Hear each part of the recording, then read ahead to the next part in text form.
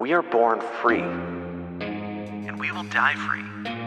The time in between, though, That's complicated. in that time, governments, institutions, and our egos will limit our ability to find true freedom in this life. These are real stories of real people overcoming the odds, persevering in justice, and unlocking their potential. Welcome to Finding Freedom. Here's your host, John Odermatt. Hey, welcome back to another episode of Finding Freedom right here on the Lions of Liberty Network. And wow, what a weekend. Back home in Pittsburgh after an awesome weekend up in New Hampshire at PorcFest. Very happy to be home and very much exhausted. So I'm going to get right to this interview for two reasons. One, because I want to get to the interview, and two, because I had a listener at PorcFest tell me that my intros are too long. So guess what? I accept criticism because I'm a reasonable person. So let's get right to the show. Okay, we're live here today with Jordan Burke. Jordan has an interesting background. Formerly, he was a police officer, and since then, he's changed careers. He's really traded in his badge and gun for a Bible and a rosary. He's followed his heart, and he's focusing on bringing more attention to things that matter to him. He has a personal motto that is "Do the harder thing." So we'll talk about that, and especially we'll probably spend most of the show today talking about a new book that is out, released by the Sophia Institute. It's called The Popes Exorcist, 101 Questions about Father Gabriele Amorth. This coincides with the release of the movie with Russel Crowe, which I have not seen, called The Popes Exorcist. So, Jordan, welcome to Finding Freedom. Thanks for having me. It's good to be here. Good to have you here. So let's start out with, I think, sort of an obvious place to start. You've had a pretty interesting career change and background. So you were a former police officer. So can you talk a little bit about how you got into and really what drove you, motivated you to become a police officer? Oh, yeah. So motivation, that's an interesting question. I think looking back, I was really young and I was trying to get into the military. And it was one of those instances where even though all my paperwork was done and I was streamlined and they, it was, oh yeah, you're going to go to MEPS and then you're going to go to, we got it all figured out. It was one of those things where God was like, nope, that's not happening. And he just closed the doors. So one thing after another, the doors got closed. I never ended up going into the military. And truthfully, this is kind of comical, but I don't even remember applying for the police department. I have a feeling it was probably just like, we'll apply for police. We'll apply for fire. I always had a sense of justice, like rightly ordered justice. And I think I had a bit of rose-colored glasses going in. At the time, I would say that I didn't. And to an extent, I didn't. But I became pretty disenfranchised isn't the word, but I burnt out pretty quick. There was a lot of stuff that was going on. I worked in one of the top 10 most dangerous cities in the nation. I think they still make the top 10 list. At least they did at the time. And I just kind of saw the writing on the walls. What city can you share? Birmingham. What area? Yeah, Birmingham, Alabama. Okay. Yeah, and I worked in project housing, so that added a little bit of fun to the scenario. Mhm. But so I went in prior to Ferguson happening. And watching the world kind of shift and change. And then at the time, this was my formative years. And so I was still developing my personal worldview and seeing what was going on, both politically and how it affected policing as a whole and the people that we were supposed to be serving, interactions with people, and then kind of connecting the dots on a lot of different things. And then seeing Ferguson happen and how the world responded and all the things that were happening after that. I kind of read the writing on the walls, and I just discerned, if you can call it discerning, because I was a wreck at that time. But I basically just discerned this isn't the life for me. I have a little girl on the way, and I'm not going to have my daughter grow up without a father who was killed potentially for something that he didn't necessarily believe in. So I know that there's a lot there, and I don't want people thinking, I don't know. There's a lot there, but it was an interesting experience. And so, after that, go ahead. You have a question? No, I was just going to say, there is a lot there. I've interviewed people who've come from, at least from a policing standpoint, left the police force for, I think, probably pretty similar reasons that you did. It's just, joining with good intentions, thinking that you're helping, and then once you're in the system and you understand it's very different once you get into it. So I think my audience definitely can really relate to that aspect of your story. So anyway, continue on. That's exactly it. It was with the intention to actually serve people, and then being put into a position where, I was in there for a little over 6 years, I think is what it ended up being, because people thought I was crazy. Oh, a few more years, you'll have your pension and all these other things. I was like, I can't do this. So as you said, the system is corrupt in a lot of ways, and I just couldn't be a part of it any longer. And it was, I will say, I did make a pretty solid effort to try to change it. I was a field training officer when I left, which meant that anyone who graduated the academy would come to my car, and I'd give them practical application. Okay, this is what you learned in your textbooks, in your classes. This is how it's actually applied. Safety, and I made a serious effort to try to tell people, you need to understand that every action that you take has repercussion. And, you may think you're doing something that's moral because it's a law, but that doesn't mean that it's moral or ethical. And you can destroy somebody's life if you're not, if you are not thinking for yourself, you can destroy somebody's life. So, after trying to change the system as much as I could, and getting kind of, by my perception, blacklisted on a lot of different things, I was like, all right, I'm done, and I see where this is going. And of course, we know how the state of policing today, it was pretty much worse than what I could have predicted, but along the same lines of what I predicted. And I was like, I gotta do something else. So a little background on me. I used to host a podcast called Felony Friday, which focused almost entirely on the criminal justice system. And I talked to a lot of individuals who, really had their lives ruined, or a family member had their lives ruined, and collateral damage, impacted them through the broken system. So definitely understand where you're coming from there. So to pivot here, you leave the police force after about 6 years. You kind of mentioned before that your life was a wreck. Eventually you end up turning to the church. Was this sort of like what was the time frame there? How quickly did that occur? So you're asking someone who's severely chronologically challenged. I am too. I'll do my best, but it was so I converted to Catholicism in high school, but it was very much an intellectual pursuit. My dad, who had converted, and he was talking to me about it, and I thought, oh, that makes sense. Apostolic succession makes sense. I like these things. But it was never something that I made my own. So I was Catholic at the time that I was a police officer, but I throw up the air quotes because I certainly wasn't living it.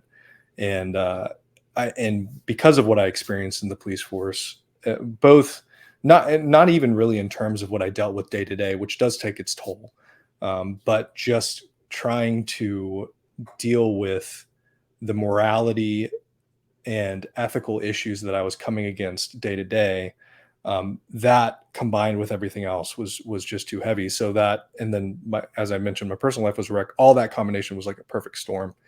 So I had kind of a St. Paul moment, so to speak. So I left the police force. I think I was out for about a year, and I was installing granite countertops because I was just taking whatever job I can get. And I got brought into the Avila Institute, which my dad founded. And because of my video editing background and things like that, they needed that. And I thought, well, this is probably better than hauling, hundreds of pounds of granite on these jobs. Don't mind the workout, but so I kind of shifted, and in that it really pushed me in a lot of different ways because it was a completely different environment. And so a lot of things came to head. So the pushing on my faith, as well as my personal life, was really had been damaged in the process of my prior career. and then had never really recovered and continued to get worse. So ended up divorced, unfortunately. And it was like this. The only thing I can equate it to is a St. Paul moment, because I was completely I was knocked off my horse. I was blind, and I was, by the grace of God, rescued in a lot of different ways. And it was, gosh, I would say maybe another year, which is totally uncommon. And I don't want people hearing that and thinking like, oh, okay, there's always hope, right? But I Mhm. definitely know that my situation is very uncommon. It's not because I'm special. I think it's just that I was so broken that when you're that empty, you have a lot of room for grace, by the grace of God. So I don't know if that answers the question, but yeah, it was kind of a chaotic time. No, that I think that's sort of common, in a way for it to happen that way.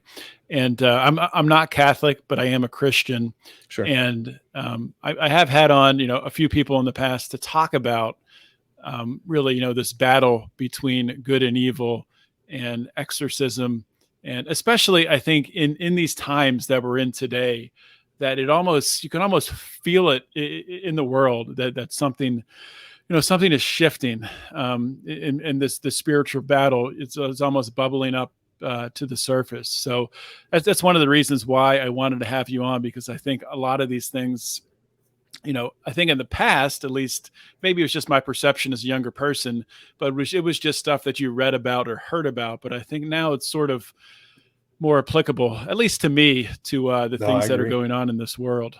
No, I totally So agree. Yeah. yeah.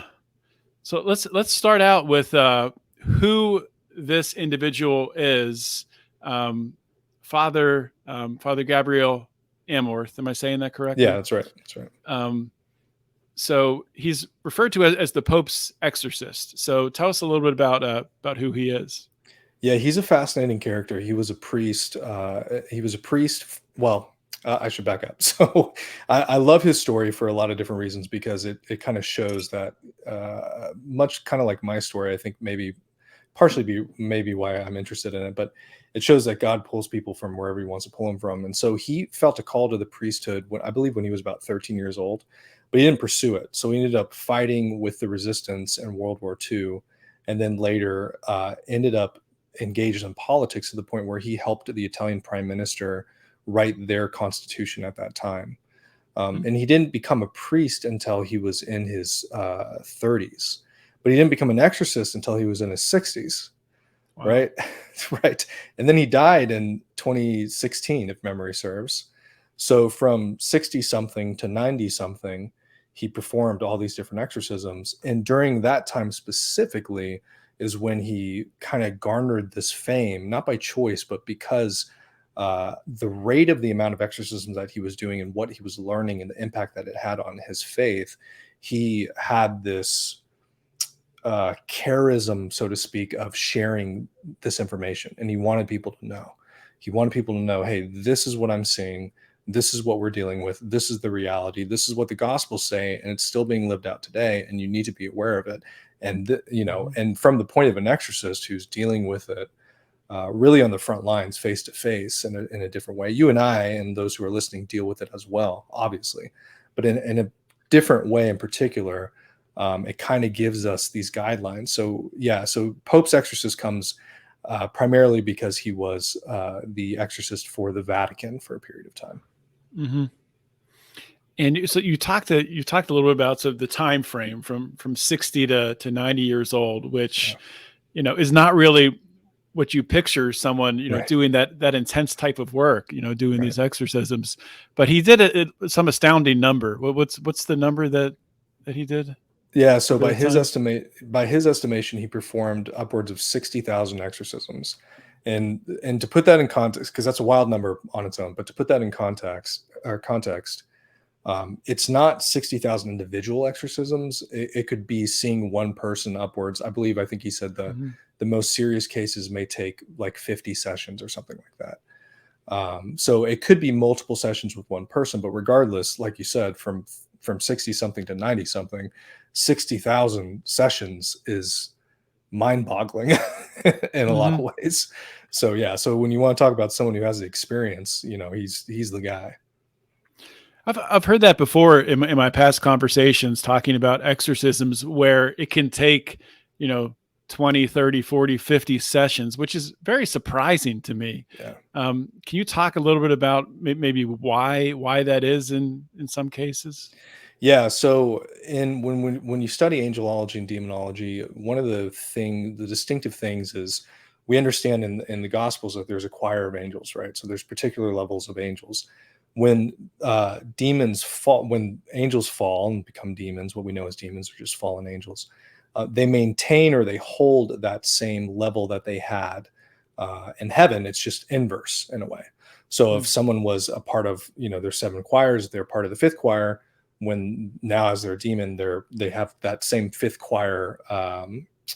I hesitate to say skill or ability. It's kind of difficult to explain because it's not it's not necessarily skill or ability, but that level that comes with it of maybe Mm. power might be a better way to explain it. Is it like a hierarchy of Yes, yeah. sort? So the demons Okay. have their own hierarchy, and it's generally an inverse of whatever they had in heaven, prior to the fall. So I only mention that to mention that there are particular demons that have, let's just say, bigger claws than others. And when we're talking about exorcism, it's an act of removing the claw, so to speak, or removing the chain from the person who is being oppressed, or in case of exorcism, possessed. Mhm. Oppression, is one level, but possession would actually determine a full rite exorcism. And so there's all these variables from the various powers of the demons that they hold, to even what God permits, because we understand that everything is either willed or permitted by God, and which sounds crazy to some people. Why would God permit that someone be possessed? While there's things as suffering souls, so there are those people who are permitted to experience some sort of what we would call an injustice for the sake of a greater good, because they can handle that injustice, and because they have the ability to maintain in that suffering produces good graces for some other grander thing. So obviously Mhm. this is like a fire hose of like random theology, right? but but the basic understanding is that you know we can't just assume that someone can go into an exorcism and bam, they're done. Sometimes that is the case, and that's fantastic, and that would be great. That'd be perfect if every case was like that. Unfortunately, that just doesn't seem to be the way that it is. And the other Mhm. variables are even maybe the demon, we know certain demons will hide behind certain things. Of course, they lie, and so it may take multiple sessions just to determine how that demon, whatever the doorway was for it to enter, and once that doorway is found, then they can help remove the demon by closing that doorway. So again, I know that I've given you like a scattering of information, but that's kind of in the context of the conversation. There's a lot going on. No, that's good because I think there's a lot of directions to go there. But Sure. I'll start with the last thing you said. They're talking about a doorway to enter. So Right. when you talk about a doorway to enter, are you talking about like how the individual came to be in touch with that demon? Like, for example, using something like a Ouija board, or Sure. am I way off? No. You're dead on. So there's a couple different doorways. So Father McManus, who was involved with writing the new rite of exorcism, has talked about several of the doorways, and they can be anything from what you mentioned, which was using a Ouija board. And I think it's important to mention too for people that not every Ouija board use results in possession. However, it's still not smart to play with fire. But there are cases Mhm. where someone has used it and become possessed, right? So there's both of those realities exist. And then you have, um, wow, my mind just totally went blank. I apologize. Talking So, about doorways. Yes, doorways. thank you. Yeah. Yeah, it's been a day. We've had tornado warnings and watches. It's been a day. What So part of the country are you in? Alabama, yeah, Okay, that's right. Montgomery, That's right. lower Montgomery, Alabama. We got hit pretty hard earlier today, so we've been running around. So with the doorways, though, you also have things like wounds, and that's one that a lot of people aren't aware of. And it's not so much that you are wounded emotionally or physically by someone, and it's suddenly you're possessed. It's not how it works at all. It's more of as Father McManus explains, I equal my wound, right? So someone who is not seeking healing, someone who is taking, we're better known as like the victim mentality, right? that can become a doorway. Well, why is that? Well, it's contrary to what God created you to be. God wants you to heal and be whole. And if you're living in your, to use a phrase, your spiritual diaper, right? If you're just sitting there and you want to be a victim, and I'm not, not being uncharitable towards those people, but that is kind of the reality of what's going on. If you don't want to snap out of it, that can be a doorway as well. So from wounds to Ouija boards to people actually seeking out to make contracts with demons, all these different ways can be particular doorways. And the most stunning one, I think, that I've read so far in all my study on this topic, he actually mentions in this book, is that at his time, the most common way, again, at his time, I don't know if this holds true today, but when at the time he was asked this question, they said, well, what's the most common way for people to be possessed? He said, well, in my experience, it's people being cursed. And that's a whole nother discussion. Right? It's like, well, hold on, wait a minute. So you're telling me that someone who did not seek out demons, who is not particularly wounded, who is not, playing with the Ouija boards, can be possessed? And his answer was yes. There is this reality that the demons can or are permitted to act in particular ways. And whether or not we can see the means of what's going to happen, if it is permitted, well, and we may not need to get into all that, but that's one of the most common ways that he saw. So anyway, I don't want to ramble too much. So no, it's what a podcast is for. It's about going down a different rabbit holes. So I did want to circle back to one thing you mentioned there. You talked about contracts with demons, and I want to make sure I understand what's meant by this. Would an example of that be like, we always hear about, music artists who are, worshiping the devil, or movie stars who are worshiping the devil in exchange for, maybe not worshiping, maybe they've just, made a deal with the devil in some certain way in order to advance their career. Would that be an example of a contract with a demon? That's exactly right. So yeah, that's exactly right. That's the most common thing that we hear about. I think, so don't sue me. Paul McCartney, I believe it was, there's a famous story about him making a contract with the demon, and he was told in such and such amount of years you're going to die. And sure enough, when that time came, he did die. Paul McCartney's still alive, so so it wasn't Paul McCartney then. Yeah, it would. Yeah, I can't remember who it was. I'd have to look it up. I apologize. I should have been more prepared for that one. But that's one of the examples. Another example is what you see a lot on the, let's say, TikTok, is big right now. You'll have these kids who want to, or who are getting involved with what they believe is witchcraft and these sorts of things. And so they want to access some power that they perceive that someone is selling to them.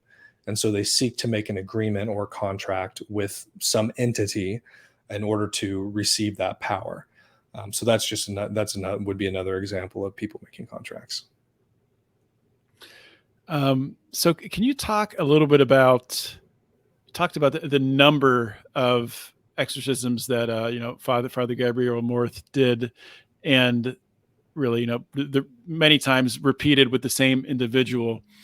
So what's that process? And we don't have to get too into detail, but you can, if it makes sense to, like, what's an example of the process or the tools being used, or, kind of where these meetings would typically take place? I know that's a lot of different questions, but no, it's fine. So the tools one is the easiest. We can knock that one out pretty quick. So the tools are just various sacramentals.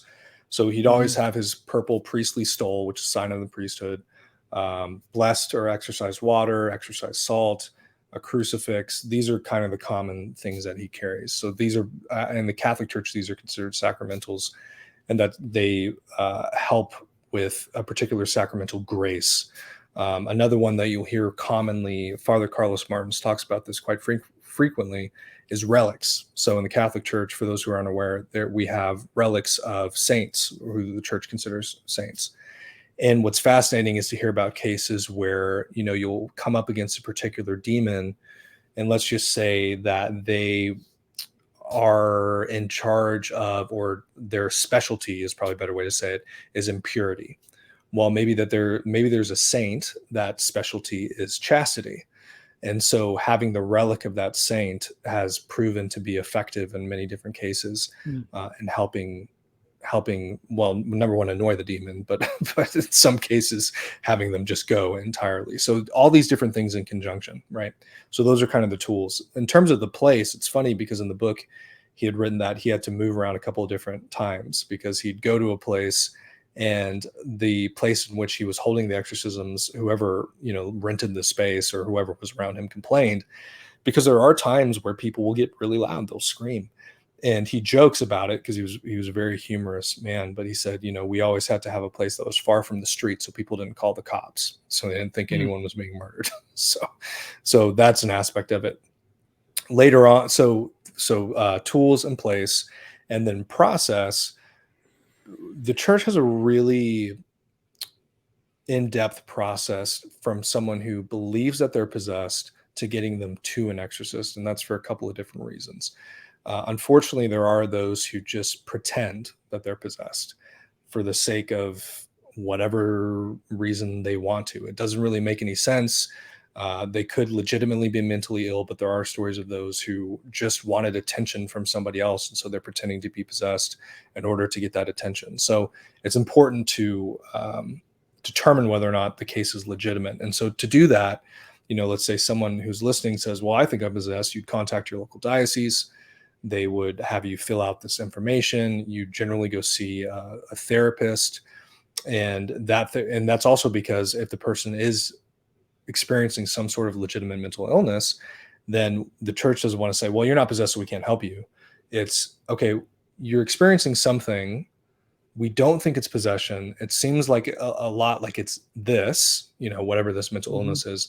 Let's address this, and we'll help you address this and get you to see who you need to see and whatever treatment you need. And then if things are continuing, then we can go to the next step. But there are those who go through that process, and almost immediately the therapist is like, I don't understand what's going on here. This doesn't make any sense. I can't, logistically figure out, this doesn't fit in the DSM or whatever the case may be.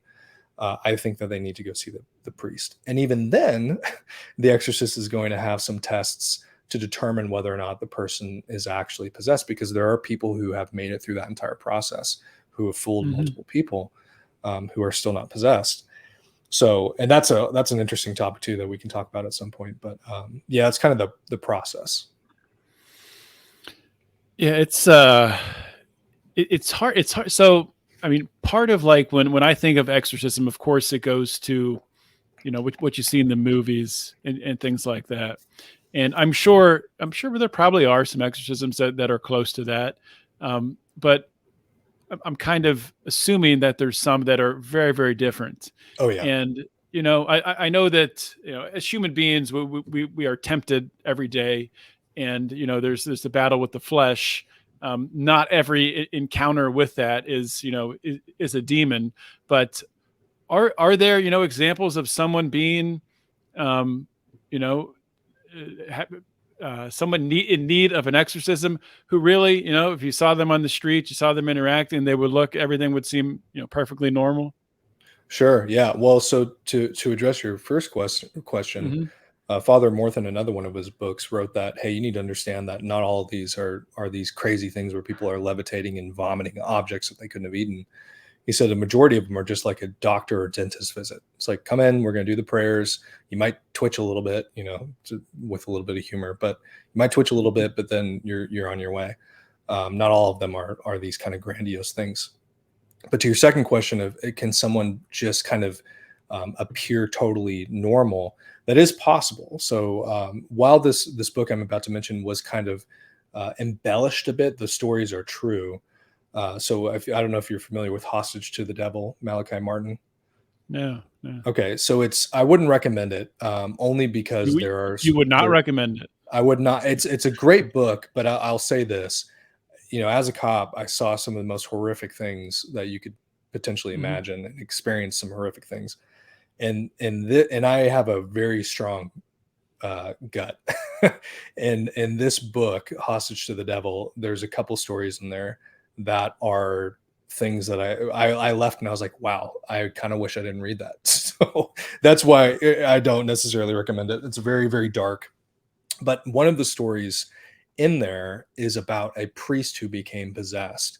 And what's fascinating is because it shows that everyone can be a target, everyone can be a victim, for one, but then also that somebody who is in that position of authority, so to speak, can be possessed and still execute their tasks as a priest. This priest would still do mass, and he wouldn't be affected, right? Hmm. And that's kind of more of an extreme case, because there's levels of oppression within the possession that allow for someone to kind of exhibit or not exhibit the kind of demonic behavior. And there's some things that they can't avoid, but in the case of the priest, this is why I bring this up, is that he could appear completely normal, and people wouldn't really have an idea of what was going on. That being said, though, and this goes back to what you mentioned earlier about how kind of the darkness is becoming more real, and we're feeling in the world all these different things going on. I firmly believe that it seems with all these different cases that I've studied, at some point the enemy overplays his hand every time. And I think it comes down to pride. And I think it's just pushing and overplaying his hand, because eventually something will come to the surface that reveals maybe not that they're possessed, but that something weird is going on, which is what happened with this priest in the book. He ended up leaving the church, which and forming like some sort of cultish type thing, which is a pretty obvious sign at that point. But for everyone else, it could be, well, let me put it this way. And you touched on this as well, the daily temptations of the flesh, the daily temptations that we experience in the normative Christian life, right? The way that the enemy works is not just, it's not I'm going to go snatch that person, I'm going to go possess them. It is a progression. It is I don't know if you've seen Nefarious, but it was brilliantly done. And he says something so perfect. He says, enough yeses and not enough nos is exactly what we need. So these little things of, okay, I'm not going to deny myself, or I'm going to go indulge in this, or I'm going to commit this sin. And maybe from stealing a toy to, stealing something else, to progressively getting worse and worse. In those yeses, you're giving consent to evil. That's what sin is, regardless of religious affiliation. We all understand that's what sin is, right? So giving yes to that, giving consent to that evil, is giving more power to that demon over you. And so eventually you can go down a path where, you can either become fully possessed, or you just fall away enough and you're spiraling enough that it serves their purposes as well, because you're away from God and you're doing what your flesh desires versus what is actually virtuous. That's an interesting thing to think about, especially, going back to what we're seeing in the world today. And I forget the name of the company, but a couple of years ago, there was a mainstream, company that sold, I don't know, merchandise, purses, things like that for women. And, they had some very evil satanic elements in a photo shoot that was kind of out there in plain view. Then you think of like what happened recently with Target, with their pride displays, but within those pride displays was merchandise that was being sold by a out Satanist, someone who was worshiping Satan. So by putting that out in place, and I hadn't thought about this till you said that, and if people know that, okay, I'm still going to buy that or shop there, or buy through this website that is openly telling me it's satanic, then they would be giving consent, right? Yeah, in a way. I don't know if the levels of culpability in terms of shopping, but it's definitely something to consider, because we're, in a way you can consider that a sin of omission. It's like you're not doing what you're supposed to be doing. For me, when I saw that stuff go on with Target, I told my girlfriend, I was like, hey, stop. We're not giving them any more money, because in a way, in my conscience, I feel as if I would be culpable giving them money to further that, to continue. It's really becoming more and more evident. Even going to we was just at Barnes and Noble the other day, and seeing all the tarot cards and all the Ouija boards and all the spell books and all these other different things in the self-help section. I'm like, what? Like, are you kidding me? And of course, it's always targeting kids. It's always targeting young adults and things of that nature. But yeah, it's becoming more and more obvious, and we have to be very careful about where we spend our time and our money. Hmm. Yeah, it's interesting, and I guess I'm just noticing stuff like that more because you become aware of it. But I was listening to an episode of Joe Rogan Mhm. a week or so ago, and Joe Rogan, obviously, he's not a Christian. He's very open about that. I'm not sure where he falls, if he's agnostic or atheist, but Yeah. he's talked about his taking DMT and coming in contact with beings and that whole thing. So you would think he would understand, there's some sort of other world there that Right. is, some aspect of evil. And if there's evil, there's got to be, there's got to be good. But I don't know if he's thought it through that much. But he was talking about his daughter, and I don't really understand what this thing is that she was using, but some sort of device used to detect Oh, I if heard there's this too. ghosts. Yeah. Yeah. And I Yeah. was like, holy, because he was talking about his comedy club. He's like, oh, Yeah. he's like, I can feel like an aura in the comedy club when I'm there, like it's supposed to be there. And he's like, and my daughter has this thing, and she says it's haunted.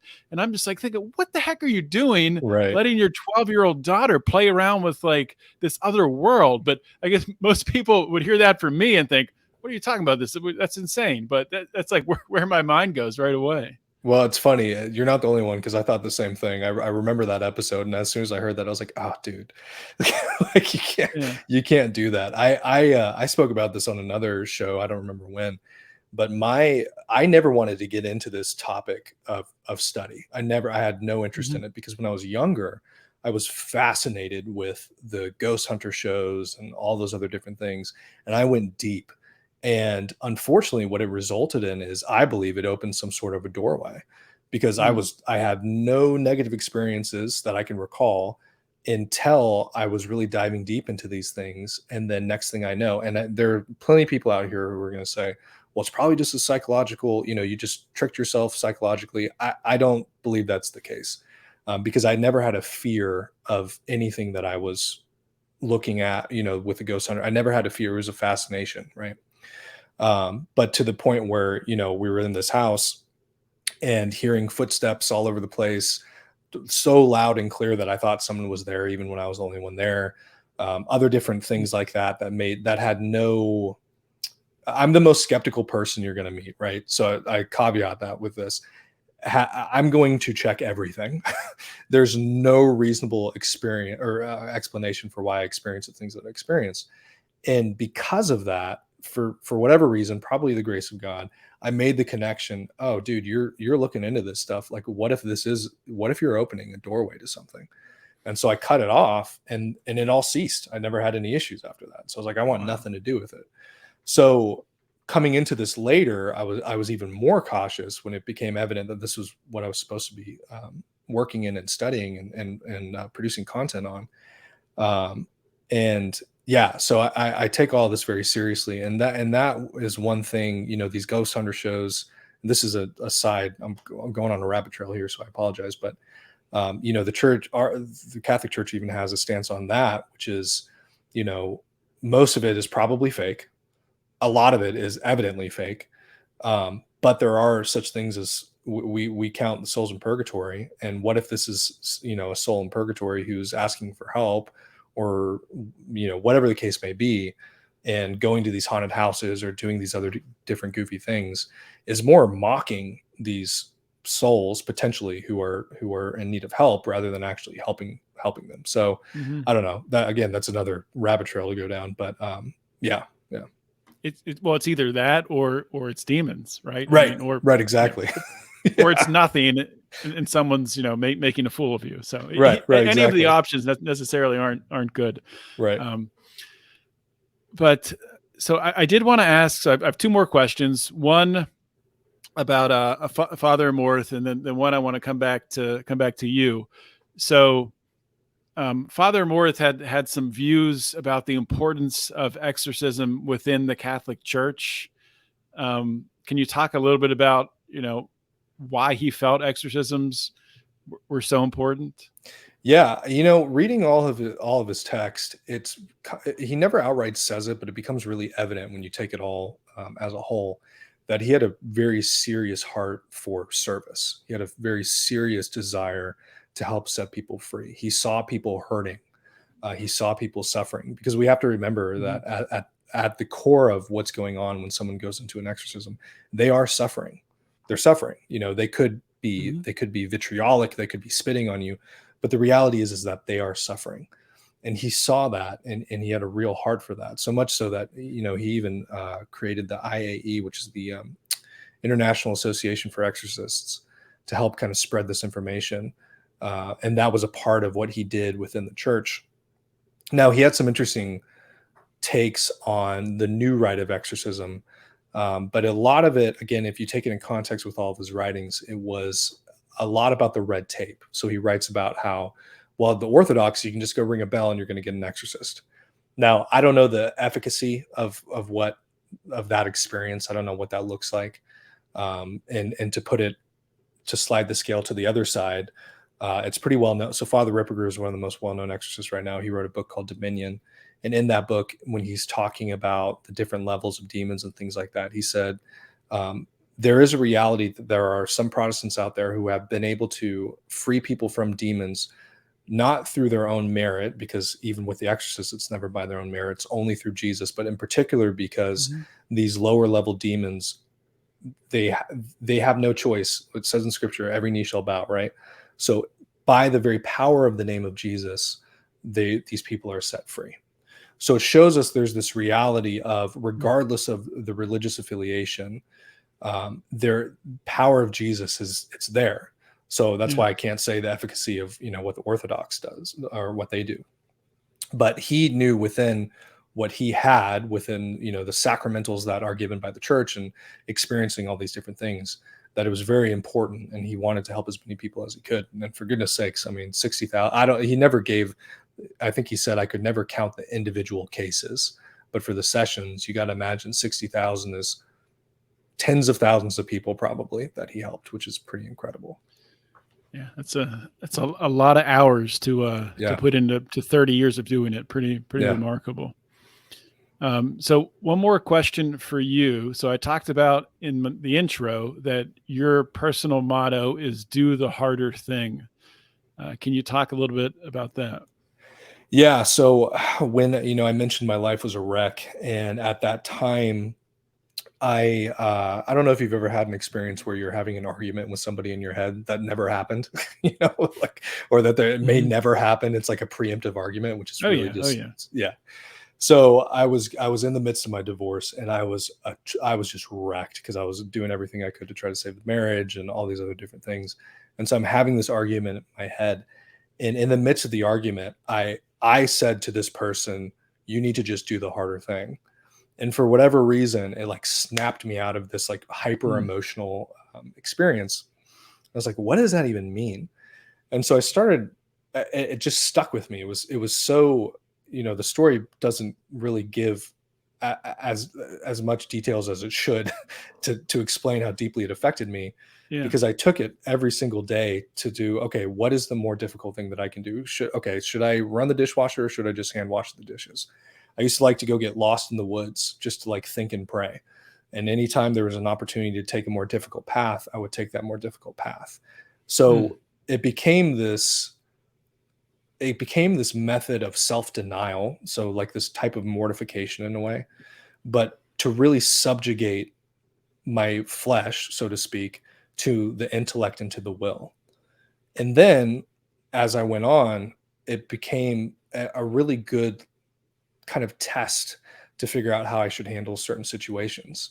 And theologically speaking, or just speaking as the normative Christian life, what's more difficult, to be mad at somebody who has harmed you, or to forgive them?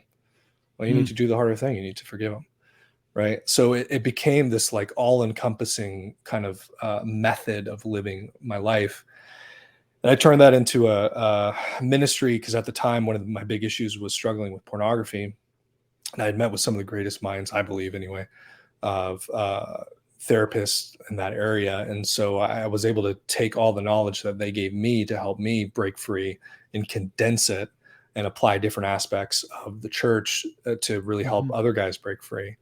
So that carried on for some years. I called it Do the Harder Thing, of course. And then after a couple years, it was really evident that God was like, all right, cool. You did what I wanted you to do there. Awesome. Good job. Now I need you to do something else. And I'll tell you, I still have my Jonah moments, and that was a big one. It's like, I want nothing to do with what you're asking me to do, but I'm thankful to be where I'm at now. And it is very edifying to have these conversations. So I don't know if that answers the question, but that's it definitely does. And it kind of relates to something that, I've been thinking on, more recently, and I've just been hearing it more, I think, where, life is suffering, right? We're going to suffer. So you can either choose how you suffer, which really that's most of the time, I think it's going to be doing the harder thing, maybe in that moment. Right. But over time, it's going to make will make your life better, and you'll have less suffering from it. So I think that's great. That's a great motto, to do the harder thing. And you look at scripture, to your point. If we look at scripture, Jesus is very clear. He who does not pick up his cross and follow after me cannot be my disciple. It's like, well, ain't nothing easy about carrying the cross. So, so that's it. It's doing the harder thing. Well, that's awesome, Jordan. And this has been a great show, but we are out of time. So lastly, if I could ask you just to give your plugs here for the book, and also for, anything personally that you want to point people towards. So the book is Popes Exorcist, 101 Questions About Father Gabriele Amorth. Sophia Institute Press is where you can find that. Work for spiritualdirection.com, avilainstitute.org. You can find all of my work and content on Instagram, because it's the most fruitful of all the evil social media platforms, unfortunately. And that's do the _harder thing. You can find me there. And I think that should be it. All right, Jordan, thanks for coming on Finding Freedom. Thanks for having me. All right. Hope you guys enjoyed that interview with Jordan Burke, talking about, some pretty intense stuff. I don't know where, obviously, every listener lies on what they believe in. I know many of you are not Christians, but maybe you do believe in some sort of spiritual element to the world. So hopefully, no matter where you fall on the spectrum, you were able to take something away from today's episode. And, I think, if nothing else, the motto, really the way of life that Jordan, the motto that he says to himself, do the harder thing. If you take nothing else away from the podcast episode, I think that it was worth it for that. And that's something myself that I am going to try to implement in my daily routine and in the things that I do in order to make myself uncomfortable and stretch my boundaries. So, like I said, at the top of the show, great time at PorkFest. Brian and I, very grateful to Matt and Terry Kibbe and the whole Free the People team for being so welcoming, and really just having an incredible setup there with a couple different RV spots. And, we got to use their camera guy and their audio guy, and really just an awesome experience, and just great people all around. So everyone that I met up there at PorkFest was, very, very kind and very easy to talk to, and I was surprised, it had been, I think, 2 or 3 years since Brian and I have been back there, and a lot more people. I will say that. Heck of a lot more people. One more note on PorkFest. We will have that content. I think Brian might have some this Wednesday, possibly. If not, then maybe we'll drop something on Friday. But we'll get it into the bonus feed as well. Some of it, I think, Do Nothing Man will air first as a bonus episode. And so hopefully next week you get to hear my interview with Jeffrey Tucker, where I talked about RFK And we talked about his Brownstone Institute, which really the driving force behind him starting that was the COVID response and everything that came with that. And really, it's a response. It's an institute that is not only to help doctors who are under threat from standing up against this regime, but also to inform and to help people live a healthier life. So really enjoyed talking with Jeffrey, and I'll have that for you next week. So join the Pride so you can hear this stuff earlier before anyone else. No bonus interview today. Apologize for that. We didn't have time when we cut this interview with Jordan, but I'm sure I will have some the next time I do an interview. So that's all I got, guys. I'm going to sleep. Always remember to keep your head up and the fires of liberty burning.